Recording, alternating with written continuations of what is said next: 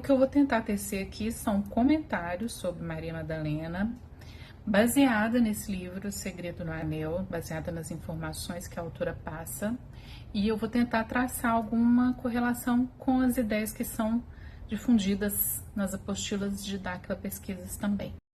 Então, o livro de que eu estou falando, o nome dele é O Segredo do Anel, o Legado de Maria Madalena, da Kathleen McGowan. Eu vou deixar a imagem dele e a referência em algum lugar aqui para vocês. E o que a Kathleen começa dizendo? Que Madalena pode ter sido a madrinha das mulheres incompreendidas, seja talvez uma das primeiras mulheres da história que teve a sua trajetória totalmente alterada, desprendida da realidade por interesses escusos. Vou trazer para vocês aqui alguns trechos que eu considerei de maior importância e que explicam muitas crenças que até mesmo a gente costuma ter ainda arraigada aqui com relação a ela. A primeira coisa, Maria Madalena não foi uma prostituta. Essa retratação já aconteceu pela própria Igreja Católica em 1969. O Papa Paulo VI removeu essa identificação dela com Maria Betânia também, da mulher pecadora do calendário romano geral. Mas essa visão ainda persiste na cultura popular, né? Encontrei a explicação para por que surgiu isso. Então, começando do começo, Maria Madalena não teve mãe. Ela foi criada pelo irmão dela, Lázaro. A referência feminina que ela teve foi da Marta, a cunhada dela, que era casada com o irmão dela, e também de Maria, grande mãe, a mãe de Jesus. Maria e Jesus foram criados muito próximos. E aí no livro a autora faz referência a um apelido com o qual ela chamava Jesus, que era Easa. Então, como tinham essa relação muito próxima, ela era a noiva prometida de Jesus, só que por uma manobra política, do tempo que João Batista também se destacava como um cara que estava levando a palavra, Jesus preferiu que ela fosse noiva de João Batista, que ela se casasse com João Batista. Ela, na época, não entendeu porque ele queria que isso acontecesse, mas ela acabou se casando com João Batista por pouco tempo, porque logo depois João Batista acabou tendo a sua cabeça decepada. E aí a gente entra na questão dos filhos aí que Maria teve, que mais pra frente eu falo. Mas por que surgiu essa questão de Maria Madalena colocada como prostituta? Porque naquela época, né, como haviam essas duas correntes, haviam os batistas, que eram os que acreditavam que João Batista era o líder, e haviam os nazarenos, que acreditavam que Jesus era o líder. Então, quando ela casou com João Batista, ela teve que se submeter à ideia dos batistas. E aí, numa noite em que ele havia viajado, havia deixado ela na casa do irmão, do Lázaro, ela sabia que os nazarenos estavam reunidos, ela sempre se reuniu com eles, que Jesus tinha chegado, com a grande mãe Maria. Então ela foi para casa de um vizinho lá de Lázaro, na qual eles sempre se reuniam. E aí no dia seguinte, João Batista ficou sabendo, havia sido recomendado, né, que ela não saísse de casa, que ela não se misturasse mais com os nazarenos. Então ela levou uma grande surra dele e tudo mais, e ficou ali. Para os batistas, ela ficou tida, né, como naquela época era uma mulher que saiu de casa sozinha, sem o conhecimento do marido, sem o irmão, sem ninguém, era uma prostituta. E aí ele mesmo, num trecho do livro em que ele agrediu, ele a xingava de prostituta. Então vem daí essa figura de que Madalena era uma prostituta, desde essa noite em que ela desobedeceu o marido e foi se encontrar com os amigos nazarenos, né? Essa situação foi muito marcante para os batistas, porque depois disso outras situações ocorreram, que João Batista acabou morrendo, e aí ficou bem marcado para eles que ela também colaborou para que a morte de João Batista acontecesse neste dia. E é uma historinha mais extensa que eu indico que vocês leiam lá no livro, tá bom? Mas o importante é saber que desde aí, então, com essa marcação de Maria Madalena como uma prostituta, o que não é verdade. Ela só não se comportou como era esperado naquela época, e era uma mulher que tinha suas crenças, né? Ela foi fiel às suas crenças e acabou pagando esse alto preço, né? Com relação a João Batista, em várias imagens de Madalena, hoje, se você fizer uma pesquisa histórica, vários pintores consagrados, artistas consagrados, que retrataram Madalena, muitas dessas pinturas têm um crânio, ela está apegada a um crânio. Esse crânio, quando você lê, você entende também que é o crânio de João Batista. Como se ela estivesse sempre em penitência por João Batista, né? Por isso que a Kathleen fala que a Maria é o arquétipo das mulheres injuriadas na história, das mulheres incompreendidas, ainda mais num tempo em que uma mulher valia menos do que um gado. Uma mulher sem um homem ao seu lado já era considerada uma vadia, né? Então não tinha nenhuma força de expressão própria na sociedade. E aí sim é que depois que João Batista morre, é que Maria Madalena, viúva, aí sim tem um segundo casamento, ao contrário do primeiro casamento, que teve uma festa e tudo mais. É um casamento com Jesus, um casamento na praia. Achei super revelador. Na praia lá de Galileia, tanta gente casando na praia hoje, né? Enfim. E aí uma segunda história começa. O que é interessante dizer sobre esse primeiro casamento, né, de Madalena com João Batista.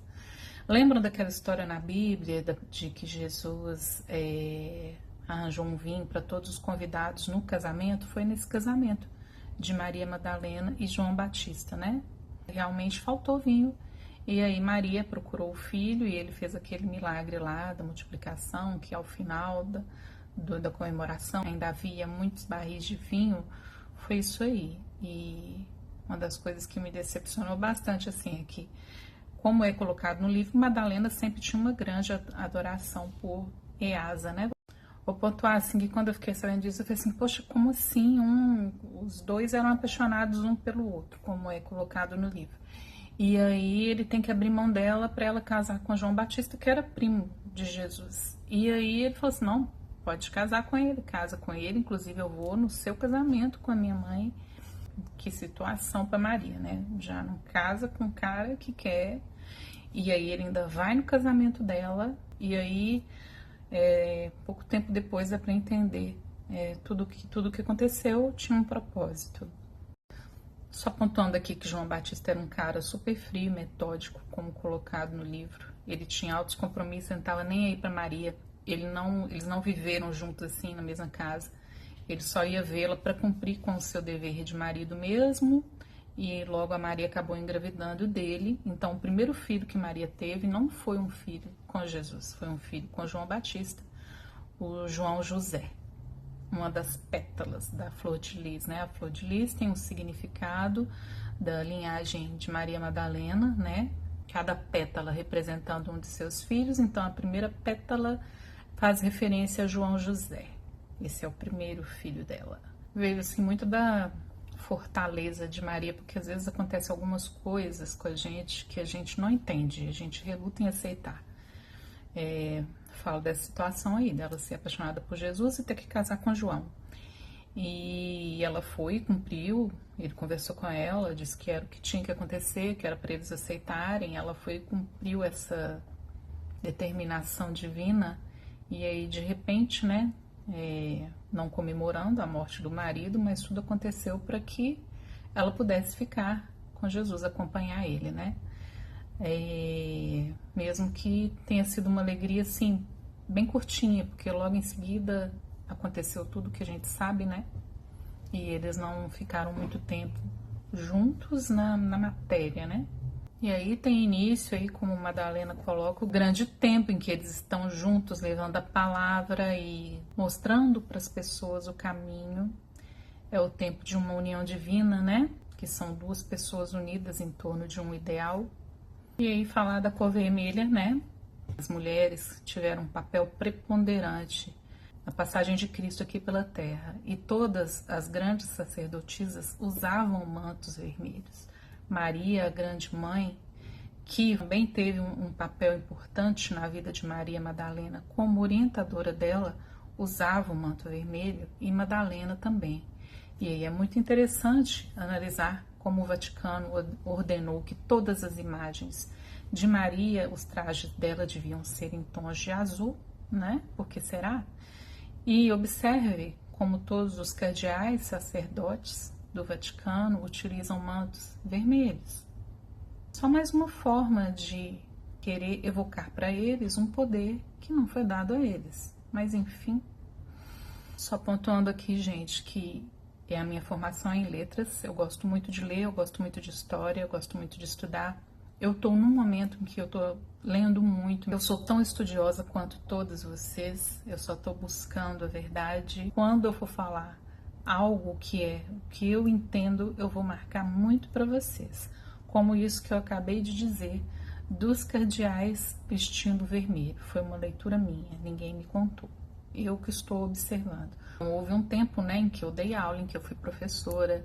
Eu dei aula de língua portuguesa, literatura, redação, produção de texto. Então, eu gosto muito de falar. Eu tenho uma facilidade de transmitir aquele material do qual eu me aproprio, tá? Mas quero me colocar aqui no mesmo nível de vocês. Eu só tô compartilhando informação, não tô querendo me apropriar de nada, nem ser a dona da verdade. Eu só quero te trazer o que eu li e provocar esse bichinho aí na sua cabeça para você começar a questionar a informação que chega até você, como eu tenho feito. A autora coloca também que Magdala vem da palavra Migdal, que significa torre, e que tem total correspondência com Madalena sendo a torre, o farol do seu povo, né? Quem guiaria o povo na ausência de Easa ou Jesus. Magdala também era a cidade de Maria Madalena, né? Por isso Maria Madalena, Maria de Magdala. Fala também de números nesse livro. O número 22 é o número de Maria Madalena, é o número que representa o sagrado feminino, eu não sabia disso. Lá diz que os números 11, 22 e 33 são números assim, mestres para alquimia, e a data de nascimento de Maria Madalena é 22 de julho, 22/7. Então, muito interessante saber disso, né? O número 22, então, o número mais utilizado para se referir ao sagrado feminino. Muito interessante. E aí o livro fala também dos cátaros lá na França, né? Que foi uma linhagem direta de Jesus Cristo, seguiu uma linha pura dos ensinamentos de Jesus Cristo, que foi um movimento iniciado por Maria Madalena, né? O catarismo. E eles falavam sobre a grande joia do catarismo, que seria o livro do amor, um livro escrito por Easa, quando esteve com Maria no grande templo. E sobre ele não posso dizer nada, mas claro que eu tenho todo o interesse, deve ser uma das minhas próximas leituras, né? Mas para você que é um pesquisador, corre lá, dá uma olhada, quem sabe você possa me contar, antes de eu me apropriar dessa informação, algo. Esse livro do amor, eles falam, né, os cátaros dizem que é o único evangelho verdadeiro que foi totalmente escrito pelas mãos de Jesus Cristo. Muito interessante. Ele foi trazido da Terra Santa pela Maria Madalena e guardado com muito cuidado pelos seus descendentes, né? E aí um outro livro, uma outra joia seria o Evangelho segundo Maria Madalena, que seria um retrato perfeito da vida dela com Jesus Cristo. Acredita-se que Maria Madalena escreveu o seu evangelho numa torre e depois o escondeu numa arca, numa caverna, para que a pessoa certa da sua linhagem pudesse acessar no tempo certo essas informações e torná-las públicas. O livro tem aí uma veia artística, né, totalmente ligada a grandes pintores, o que me fascina muito. E aí vou trazer um momento aí para você que ele fala do Botticelli, que é o famoso pintor italiano e que tinha uma admiração muito grande por Madalena, e ele fala da pintura dele da Vênus. Vou deixar ela aqui para você. Então, essa famosa pintura, o nascimento da Vênus, mostra a deusa nua emergindo do mar numa concha, e isso aí tem total relação com o momento que Madalena viveu, que foi sua chegada à França, né? Fala aí de Botticelli como uma pessoa muito devotada a Maria Madalena, um elemento importante de uma organização lá da Toscana que queria manter a sua memória, e era a confraria de Maria Madalena. E por isso tantas pinturas sobre ela, né? Essa Vênus aí retratada nas praias da França estava ali na frequência da deusa do amor, mas queria justamente retratar a chegada de Maria à França, que aconteceu quando houve aí, a morte de Jesus, e aí eles tiveram que fugir. Isso foi uma orientação dele, que ela recebeu também, né? De que ela deveria ir para a França e ali escolher como seria o seu caminho, e que ela deveria levar a filha deles, a Sara Tamar, né? E também ela já estava grávida do terceiro filho dela e segundo filho deles, né? O João José seguiria a ideia batista, né? Também foi uma orientação de Jesus, que ela deixasse ele seguir para onde ele quisesse, nesse sentido do verdadeiro pai. E ela ficou com as outras duas crianças. Pessoal, como eu disse, as informações são muitas e são encantadoras, e eu espero que vocês tenham gostado. Beijo!